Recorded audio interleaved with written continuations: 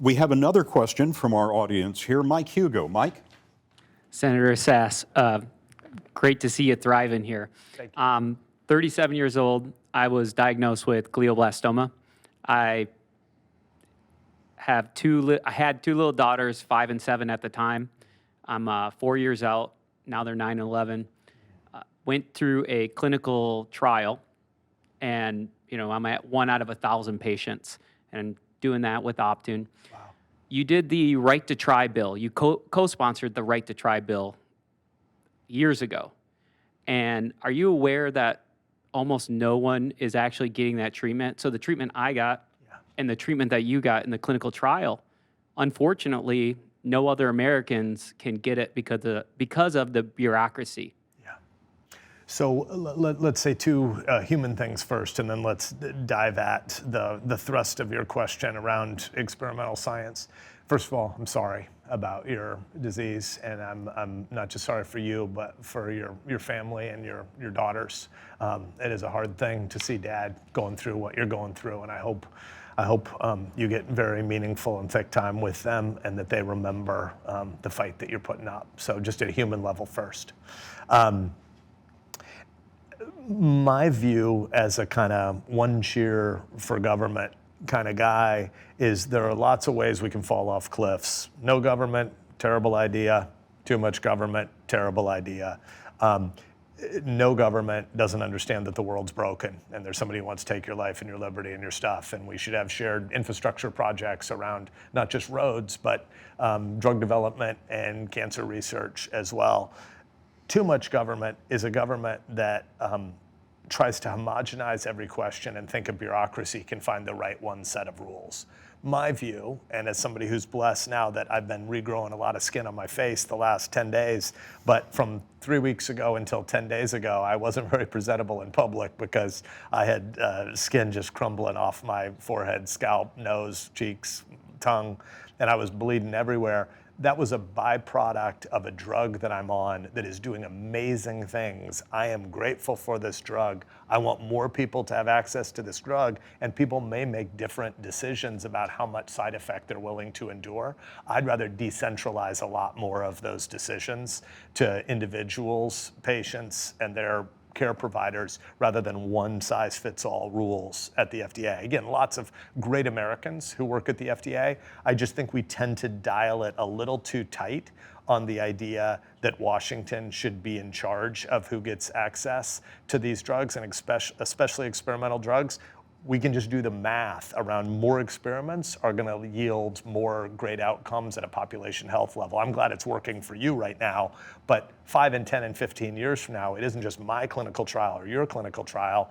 It's the fact that in the case of my disease, 67,000 Americans are diagnosed with pancreatic cancer every year, and the survival rate is tiny. Let's make a dent in that. The best way to make a dent in that is more experiments. And so I would love a world where on the how much risk are you willing to endure to get access to a new trial or to allow our greatest scientific minds and researchers to experiment, I'd like to open up the dial quite a bit and let a lot more people get access to these drugs. The Right to Try bill that Mike just described, what was it designed to do? I mean, at the simplest level, it is saying to the FDA, let's let a lot more people have access to these drugs, even though there will be some bad side effects. And so let's allow a lot more experimentation, a lot less bureaucrats saying no to doctors and patients who say, let me have a shot at it. Particularly for patients who have no options. Exactly, exactly. Did that become law? It did, but there were different amendments on it that I think made it a little stricter than we had expected it might be at the beginning. And I don't comment much on the particulars of policy because I'm not current on all these topics, and I'm also on a lot of morphine.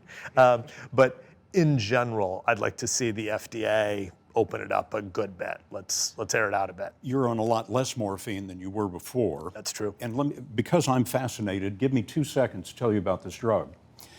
It is, if I understand it correctly, and there's always a danger, a new approach to cancer therapy.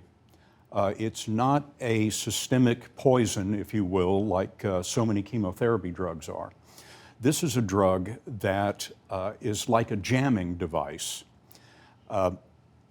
Senator has two genes that are sending out signals to the body, that telling the body, grow, grow, grow. And they never say stop. That's cancer. This drug acts as a jammer that prevents the signal from getting through. The defective genes are still sending the signal, but this stops the signal from getting through to the rest of the body. That is roughly well explained. That's roughly the jammer concept. analog is the exact same way I understand it. And so, like you said, your tumor shrank 76% so far. It's astounding. This is in clinical trials. The company that makes the drug and developed the drug just announced the end of the third phase of the clinical trials and reported that patients like Senator Sasse would typically have around 6 months to live, but on this drug they are showing 13 months and counting.